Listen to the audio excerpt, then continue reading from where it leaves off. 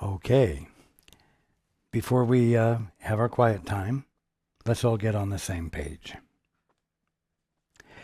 If you're reading from the Sparkly book, it's page 393, the first full paragraph. In the second edition, it's page 344, paragraph 14.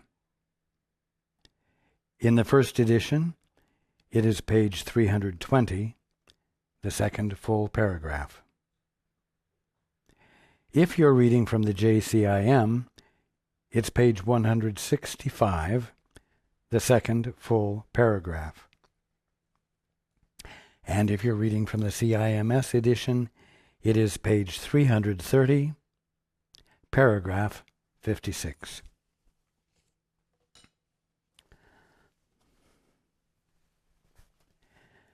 Okay. Let's take a few moments to be quiet together.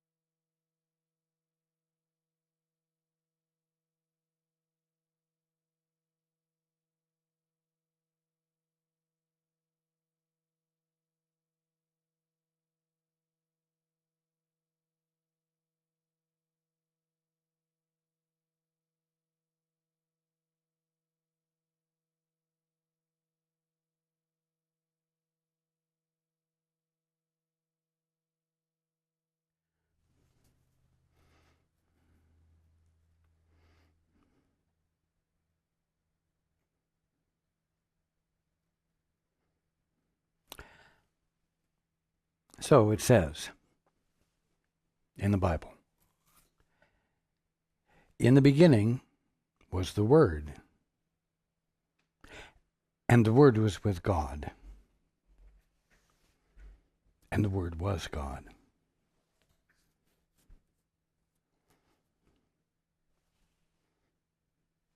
That's the description of being. That is the description of creation. But I'm going to play around a little bit, and I'm going to say, but then a mist went up from the ground, and a new creation, a second creation, took place.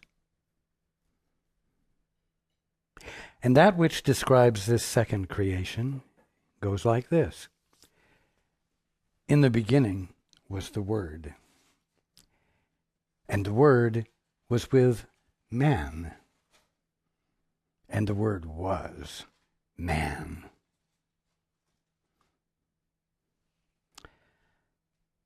This difference describes what could be called the fall.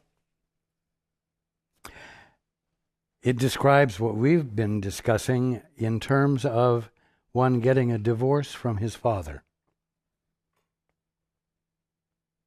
one disowning his source, his father.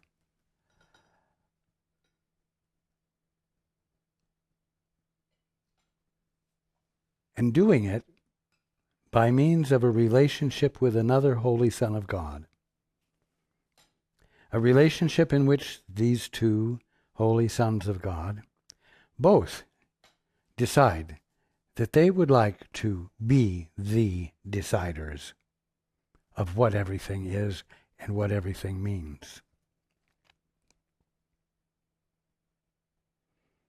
Unlike God, however, they had to make decisions and definitions about things that were already made. They were not in a position of creating, we'll say, from scratch, as God does.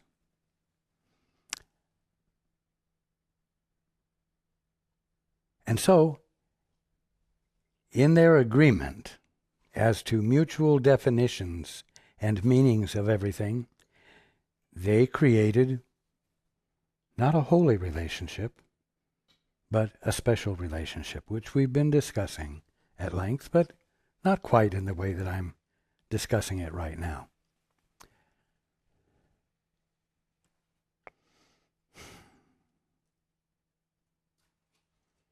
In the beginning was the Word, and the Word was with man, and the Word was man.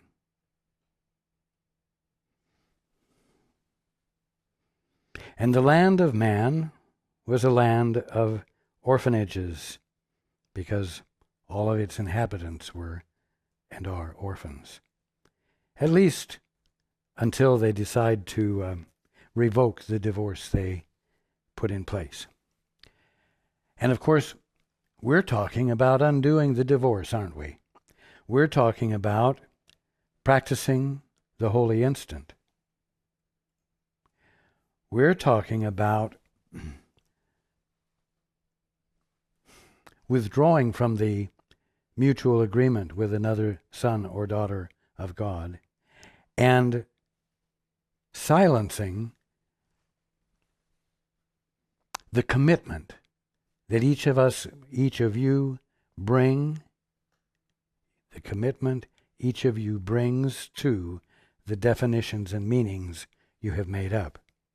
And in the absence of that commitment, reaching out to the Father, reaching out to the Holy Spirit, reaching out to that which knows and apparently is beyond you, and inquiring to know what the truth is.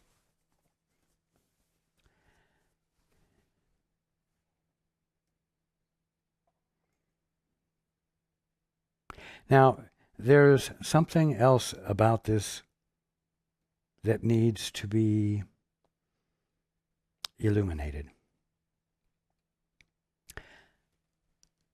I have in the past shared at some length about the fact that being, existing,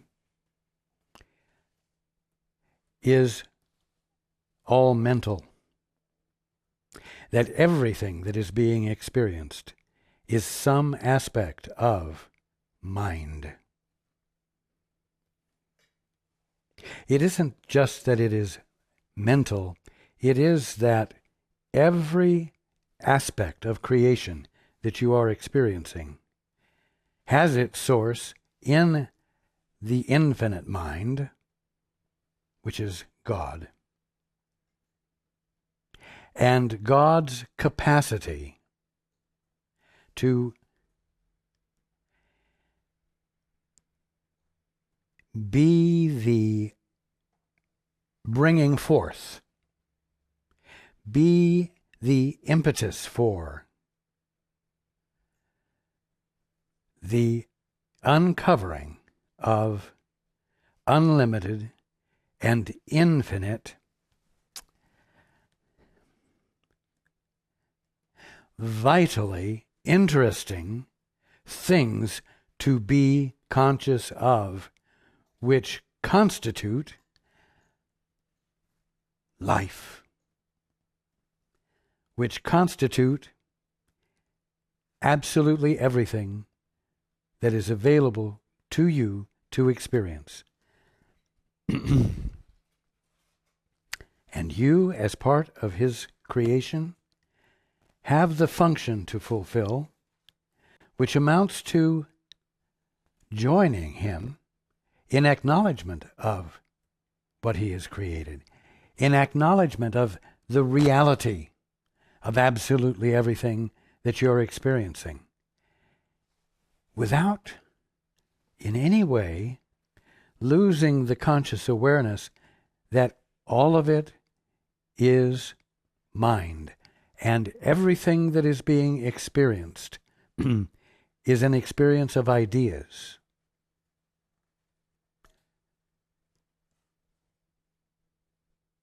You are the experience of that mind in motion, in action, that is God.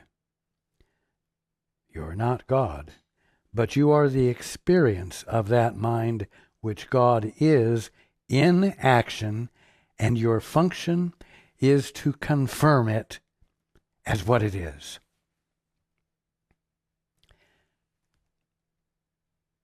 In this experience, you are absolutely infinite. You are not encapsulated or confined in any way to anything. You are infinite. But when the mist went up from the ground, when two brothers or a brother and a sister, or two sisters, joined together and said, "We want to decide what things are, and we want to determine what their meaning is, and we will join together in agreement about those meanings and definitions. And our joining together will constitute a bond that is as absolute as our divinity, you see, because still there's an experience of being divine." And then the moment the commitment is brought into play for this mutual agreement that such and such a thing is true, that isn't true at all, because it's a different meaning and a different definition applied to one of God's creations. The minute that commitment occurred, something happened. And I've said it before. The infinite view was lost. The infinite experience of being, in which all of creation is fully, constantly, and totally available to every single son and daughter of God as a conscious experience, in which there is no privacy, but there is infinite fullness of awesomely, utterly meaningful being. That was suddenly snapped away in that decision to join together, to say that something was true that wasn't true, and commit to it. And suddenly the infinite view was lost. And because every idea of God does have that which identifies it, renders it experienceable, that of each of the sons and daughters of God that specifically identified them became to them their abode, the place they occupied. They found themselves not to be experiencing all of creation within them, but they experienced themselves suddenly to be in a form, even though they were still infinite and could never truly be confined to the form that they found themselves now bound to, which they call their body. This is very important.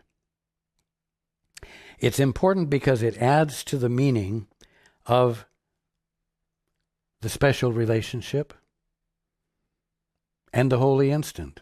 It adds to your understanding.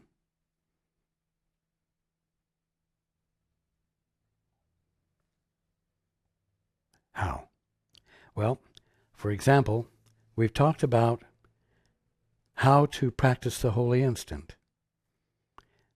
That it's a matter of hesitating in the middle of your daily activities, where everything you are experiencing is constituted of meanings you have put in place in your mind, and others have educated you to put in place in your mind. It's a moment in which you hesitate and abandon validating those meanings and definitions. And you reach out beyond your present mentality, I'll say, mode of thinking, mode of identifying yourself, And you reach out beyond that to that which you've come to understand is infinite still, and never stopped being infinite. And you ask, Father, what is the meaning here? What is the truth here from your perspective, outside of the tininess of the definitions I've created and adopted and confined myself to? You see? Now, what I want you to understand at this point in the exposition of the meaning of the holy instant and of special relationships and getting out of them, what I want you to understand is that it's going to be more than just reaching out to that which is beyond your present finite sense of things, your present sense or experience of suffering, that in one way or another you feel is illegitimate, even though you feel you have no justification for having any other kind of experience. When you reach outside and say, Father, what is the truth here? As I've said before, you're not going to get an intellectual answer. You're going to experience a shift of perception. And what that is going to mean is that you are going to shift from a body orientation, a body identification, to a mind identification. You will find yourself able to abandon the sense of you being inside a body, and specifically inside the head of a body. Right now, as we've talked about excessively, you think all of your conscious experiences are going on inside your skull, when the fact is that everything that you're having a conscious experience of is occurring in an infinite mind.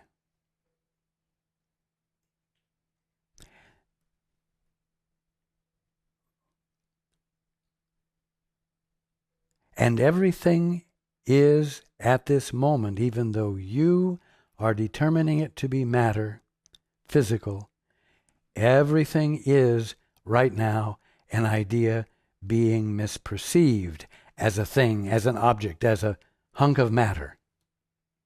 But it's an idea in mind, and it's you as mind experiencing all of these ideas, experiencing that which renders them visible and tangible without causing them to become matter, holding them still perfectly in their divine state as an idea in the mind of God, placed there, maintained there by God's constant attention to everything in his mind, everything in the mind that he is, and which therefore maintains it constantly in you as what you divinely are and always have been, even though you decided to take this vacation from reality and get a divorce, so to speak, from your father.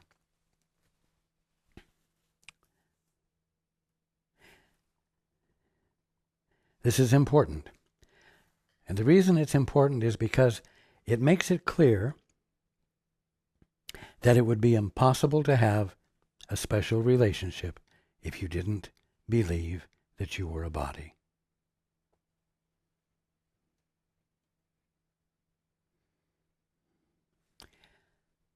Now, what does that do? It introduces something interesting, to say the least, because now you not only have the two-step that you can practice in order to promote the holy instant, in order to escape the illusion of being an orphan and find yourself in the place where God's laws prevail and nothing else does. You have another avenue.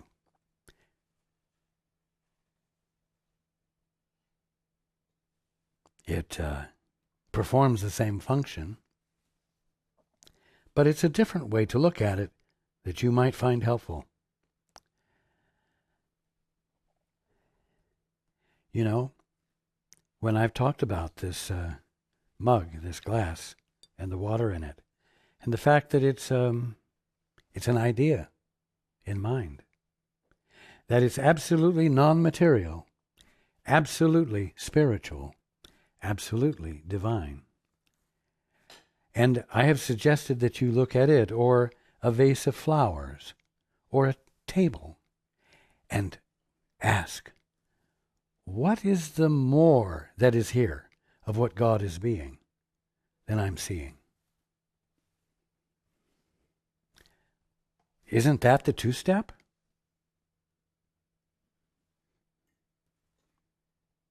Isn't that reaching beyond whatever your current definition is? It isn't like you're saying, what is the truth here in this glass mug? What is the awesome truth of it? You might, in that approach, frighten yourself off because you are envisioning an excessive degree of spirituality or divinity because you are making it such a profound moment. And it can simply be a desire, a simple desire. What is the more of what God is being here than what I'm seeing? Now, understand that when you say that, you're opening yourself up to a shift from you as the definer of things, as a body having a mind, a brain, and sensory organs capable of sensing the glass. You're stepping beyond that. And you're moving into the arena of your mind, you might say. You're not trying to force your eyes to see something. You're not staring at the cup, at the mug, at the glass, at the water with intensity. You have the glass, you see the water, you see the light reflecting off of it, but your attention has moved to your awareness. And you're feeling for, being sensitive to, a shift of perception that may go on in your mind. And there you are, shifting back from body identification to mind identification. Now this is very practically helpful,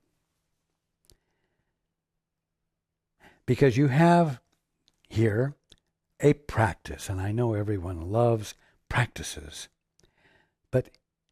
and practices can become habits, which aren't helpful.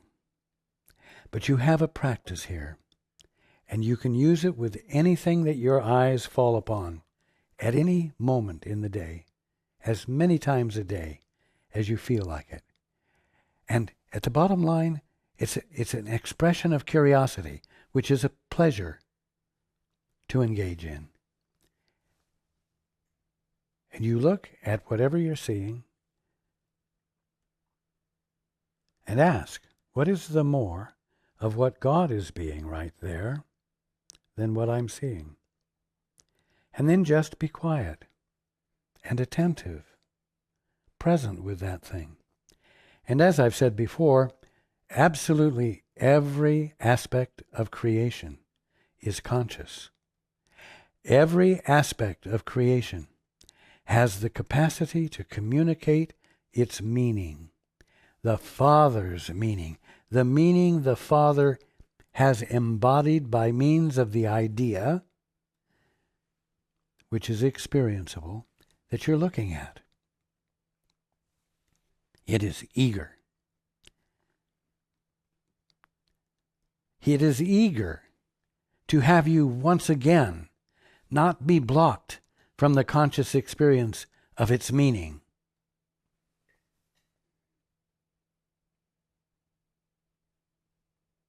As was the way you experienced it before you got your divorce. An experience you lost in that moment of commitment to an illusion with a brother or a sister. And so, whenever you ask this question, throughout the day or night, you ask, what is the more of what God is being right here than what I'm seeing? Whatever that thing is, it's rejoicing because it knows you're bringing your attention to it in a way that you haven't for a very long time. Because always, for a very long time, you have overlaid its meaning with your meaning, with the definition you and a brother have made up and applied to it. And you have related to the picture you have projected on something real, and the reality of that thing has not been able to register itself with you by extending itself to you, because that's its function, the function that was placed in it by the Father, that was placed in every aspect of creation by the Father. Creation is living. Creation is alive. Creation is conscious. Creation is mind.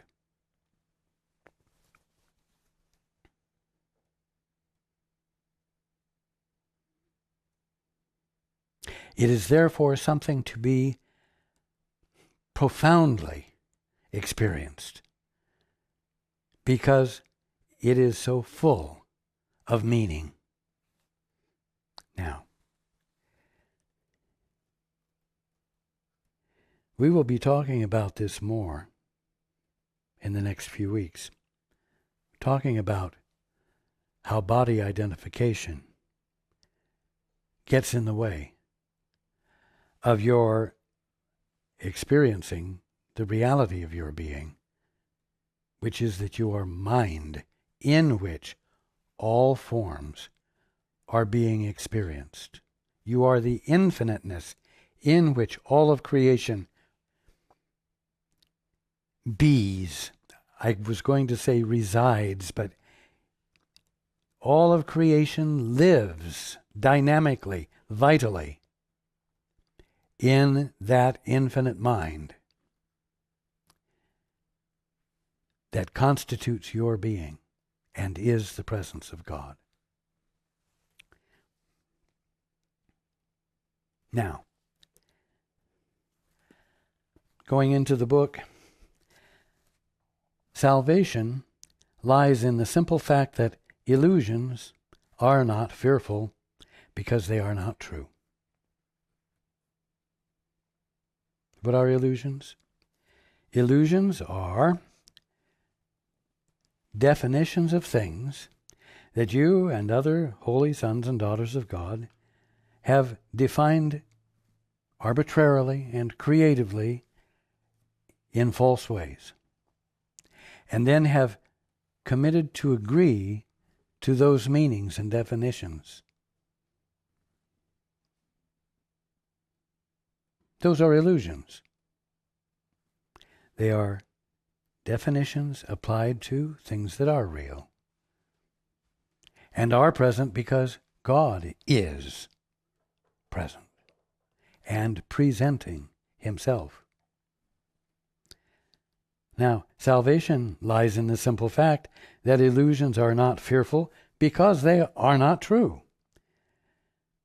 They but seem to be fearful to the extent to which you fail to recognize them for what they are. And you will fail to do this to the extent to which you want them to be true. They seem to be fearful to the extent to which you fail to recognize them for what they are.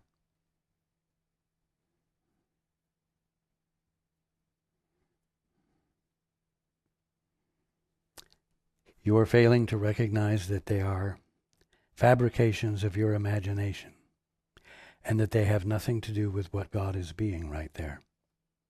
That's why they seem fearful. They seem fearful because you have applied definitions to them that are inconsistent with what they are. And therefore, I will say, their behavior, following the original impulse of the mind which has formed them and is being them, have not conformed to the definitions you've applied to them. And you have found yourself being injured in your relationship with them, or proven foolish by them. And so they seem fearful. You need to always be on guard to cover yourself when they don't quite behave according to the meanings and definitions of the mutual agreements of the orphans who have created them.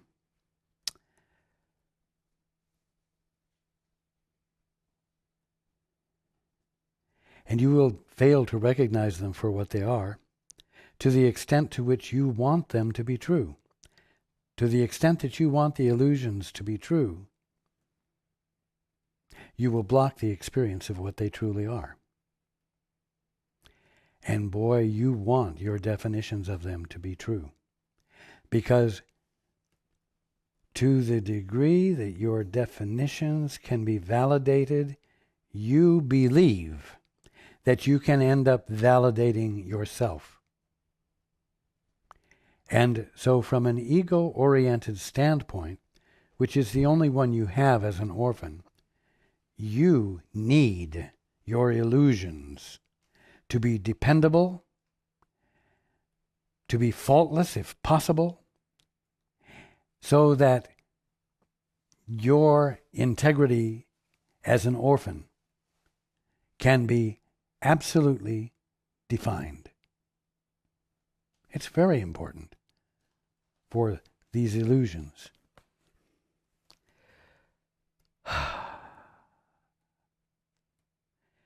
The false definitions that you have created to be true. And to the same extent, you are denying truth. In other words, you are denying what that thing actually is as God is being it, as an idea in this very moment. You're denying that.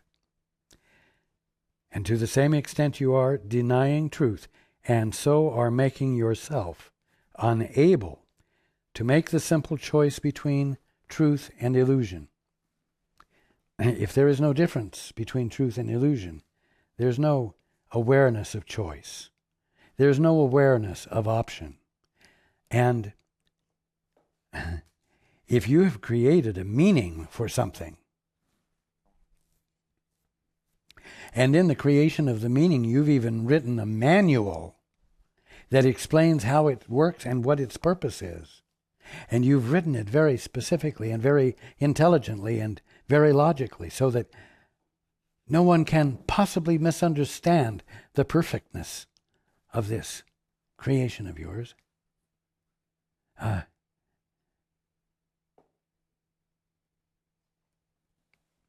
It is going to be imperative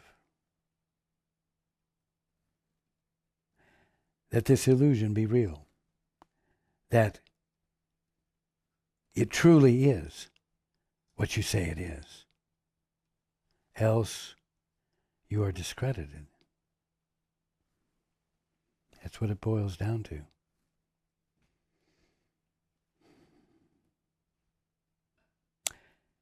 And to the same extent, you are denying truth, and so are making yourself unable to make the simple choice between truth and illusion, God and fantasy. You see?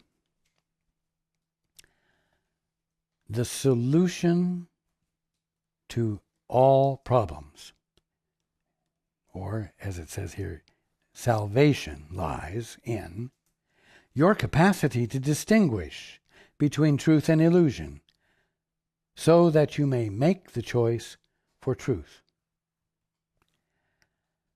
It seems to be much more complicated than that.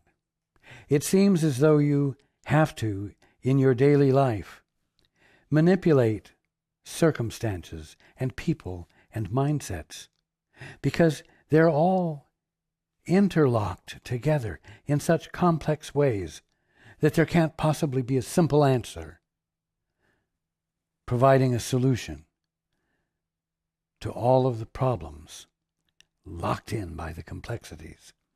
And yet, the complexities you have designed and developed so that you might have a creation that will give you great credit when it is proved to be incredible. Oh.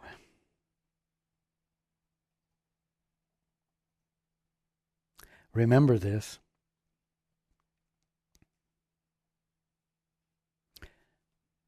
That the answer to all problems lies in the simple choice between truth and illusion.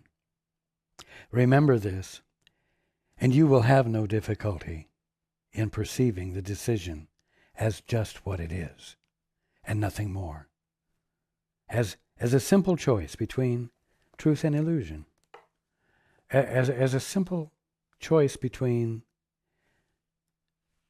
being in a body, being a mind trapped even in a body, or being mind in which all experience of form is going on, because all forms are ideas which are perfectly tangible to the mind that formed them. That's the simplicity of it. The simplicity of it also is your hesitation and your silencing of your human will and your withdrawal from your commitment to the meanings you have applied to everything and confine yourselves to, and reaching beyond them and saying, Father, what is the truth here? What is your perspective about this glass and the water in it and the light reflecting off of it?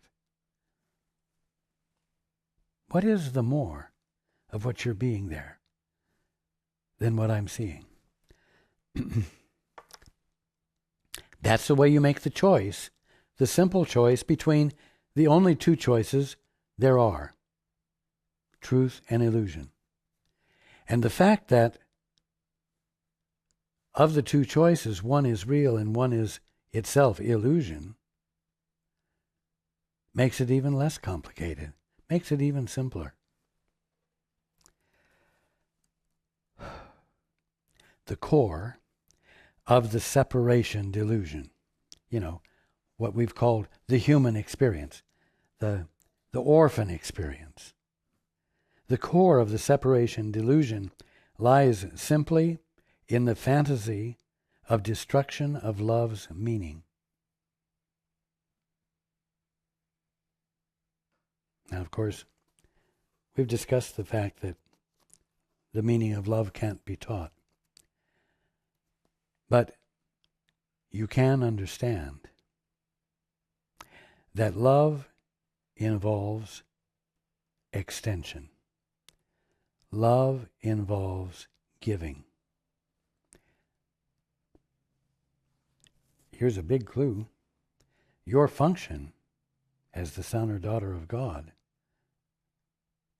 is to acknowledge what God is being, to join with him in recognition of his handiwork, of what it truly is, what its actual meaning is. Your function is to give acknowledgement. Your function is not to get anything. God's function is not to get anything.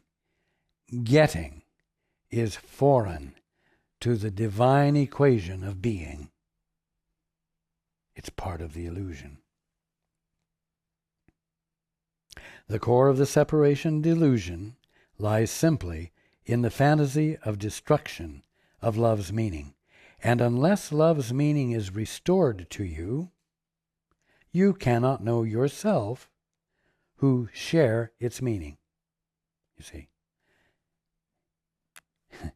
Because sharing is not part of the equation of the orphan mentality.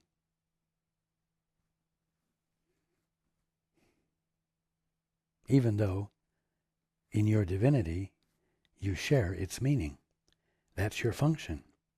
Separation, I'd rather do it my way, Father. I'd rather see it my way. I want a divorce. I'm getting a divorce. I have divorced you. Mary and I are joined now. We're taking charge of things. Oh. Separation is only the decision not to know yourself. It's the decision to forget that you're the son or daughter of God, and that you have an inheritance and a birthright, and that you're incapable of experiencing sin, disease, and death. It's your birthright to be free of them. Transformed by what? Fixing up your body? No. Transformed by the renewing of your mind. Because it's all mind. You see? The very statement, transformed by the renewing of your mind, states the fact that all is mind. And that is where one must be from as one embraces the world and universe.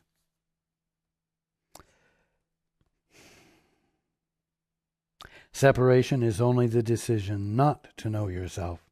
Its whole thought system is a carefully contrived learning experience, designed, what? To lead away from truth and into fantasy. Yet for every learning that would hurt you, God offers you correction and complete escape from all its consequences. Now, again, what is this escape from? It's escape from all of the effects of special relationships. Relationships entered into in which any reference to a prior connection with your Father is never spoken of. Where no connection of any sort with God is allowed the slightest entrance into the orphan mindset.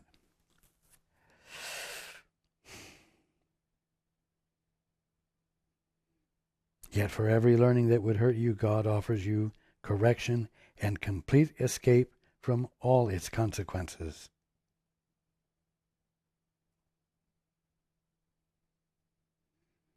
The decision whether or not to listen to this course and follow it is but the choice between truth and illusion.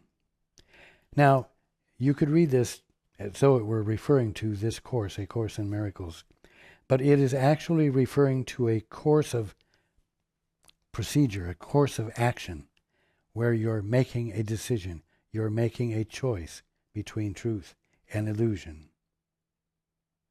The decision whether or not to listen to this course and follow it is but the choice between truth and illusion. For here is truth separated from illusion and not confused with it at all. And I would say, and not confused with it at all any more. I promise you that if you will engage in this practice of asking, what is the more of what God is being right there in that thing than what I'm experiencing, than what I'm seeing? What is the more of what it is as an idea in the mind of God? You are making a choice for truth. And you are abandoning commitment to tininess, your limits, your experience of suffering, sin, disease, and death.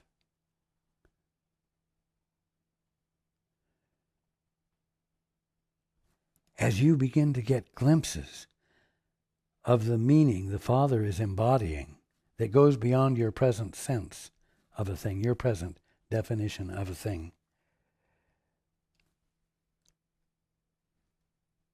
the clarity you experience constitutes itself separation from the illusion, an invalidation of the illusion. Something which makes the illusion not in the least bit interesting anymore, and gives you greater impetus to ask with further interest about everything, what is the more of this? What is the more of what God is being here than what I'm seeing? How simple does this choice become when it is perceived as only what it is? You see, it's just a choice between seeing what's real, what's true, and what isn't. It's not the complex choice of how am I going to get her to change her mind. She has her mind set. She grew up in a culture in which this wasn't allowed. Now she's living in a culture where it is allowed. It is going to be very difficult. You see, blah, blah, blah. And you argue yourself into a complexity that I promise you is an illusion. An illusion which you deserve to be free of. An illusion which we are uncovering the path out of. How simple does this choice become when it is perceived as only what it is? For only fantasies made confusion in choosing possible, and they are totally unreal. This year is thus the time to make the easiest decision that ever confronted you, and also the only one. You know, so you're confronted with a woman who grew up in a culture that disallows for things that are allowed in this culture, and which her not taking hold of and embracing is causing her difficulty in this new culture. And you say, this is very difficult, this is going to be impossible. Well, stop saying that. And instead say, what is the more of what God is being right here than what I'm presently seeing? You see? Abandon this little brain inside a body that you think is your abode, your dwelling, and your identity. Abandon that and ask beyond it. And then listen from beyond it. Listen for the answer in the mind that you are, that in which all of creation is being experienced by you right now, because you are infinite. And you are the mind in which the body is being experienced rather than the body in which the mind resides. Very important, but very simple. A very simple, easy practice of curiosity. You will cross the bridge into reality simply because you will recognize that God is on the other side and nothing at all is here. It is impossible not to make the natural decision as this is realized. Now there's a lot to contemplate here.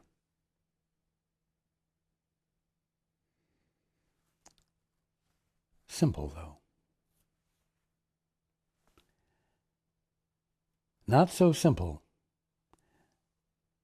that it does not deserve your consistent, disciplined practice of it frequently, because you are so committed to making and maintaining your definitions in order to prove your integrity and actual independent presence, you see. So, we will talk more about this.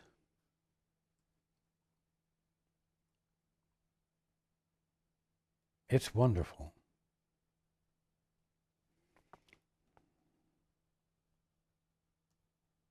Bring it into play all week this week.